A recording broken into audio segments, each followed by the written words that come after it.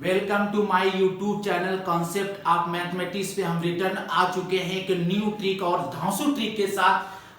जो क्वेश्चन दिया गया क्लास 10 के प्रीवियस ईयर का क्वेश्चन है। यह क्वेश्चन बार बार एग्जाम में पूछा गया है, जैसा कि मैक्सिमम स्टूडेंट एंड टीचर्स भी इस क्वेश्चन को हल करने में 4 से 5 मिनट लगा सकते हैं। मैं आपको एक अचूक ट्रिक बताने वाला हूं, जिसे आप जान करके मात्र 2 सेकेंड के अंदर इस क्वेश्चन को हल कर सकते हैं। आइए हम जानते हैं इस न्यू ट्रिक को।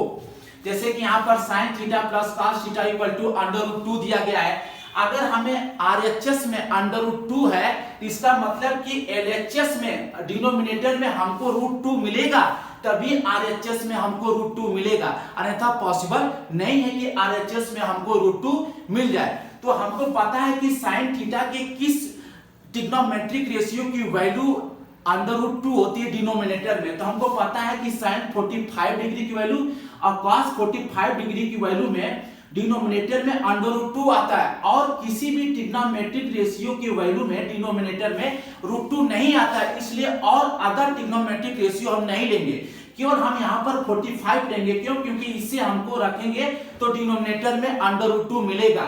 तो हम थीटा इक्वल टू अगर 45 रखते हैं, अगर थीटा इक्वल टू 45 रखते हैं तो sin 45 डिग्री अब प्लस क्या आ जाएगा cos 45 डिग्री।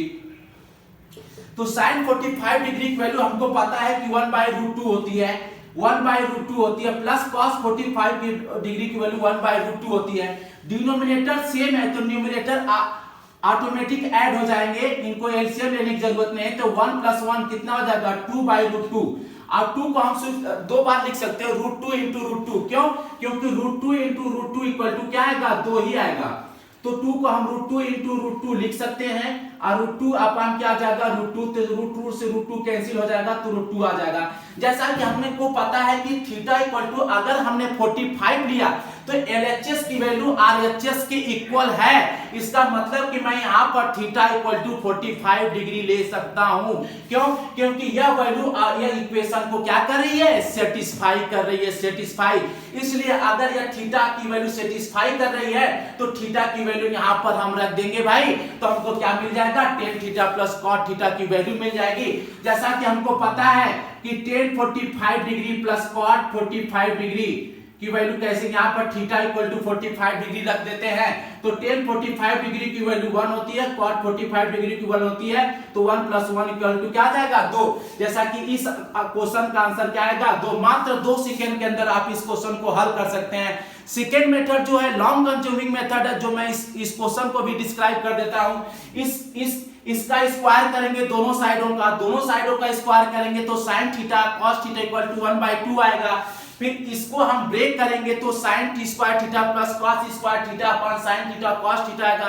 फिर इसको हल करेंगे तब 2 मिलेगा, जो आपके एग्जाम में मैक्सिमम टाइम को ले सकते हैं। तो इसको शॉर्ट में हल करने के लिए हमने एक थीटा वैल्यू को एज्यूम किया जो इस इक्वेशन को सेटिस्फाई कर दे रही है। हमने 45 डिग्री इसलिए लिया क्योंकि यहाँ पर RHS में √2 है।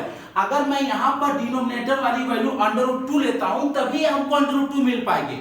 अगर अदर ट्रिग्नोमेट्रिक रेशियो लेता हूं तो उसमें √2 डिनोमिनेटर में नहीं है, इसलिए हम अदर ट्रिग्नोमेट्रिक रेशियो नहीं लेंगे, केवल थीटा इक्वल टू 45 डिग्री लेंगे। अगर थीटा इक्वल टू 45 डिग्री ले लिया तो इसको मैंने हल किया, तो जब इसको हल किया तो LHS की वैल्यू RHS की इक्वल हो गई। इसका मतलब कि इस इक्वेशन दिए गए इक्वेशन के लिए theta equal to 45 degree satisfy है, इसलिए हम थीटा की जगह हम क्या रख देंगे 45 डिग्री। और जब थीटा की जगह 45 डिग्री रख देंगे तो tan 45 degree plus cot 45 degree, तो इसकी वैल्यू 1, इसकी वैल्यू इक्वल टू क्या आ जाएगा 2, और जो इस क्वेश्चन का आंसर होगा।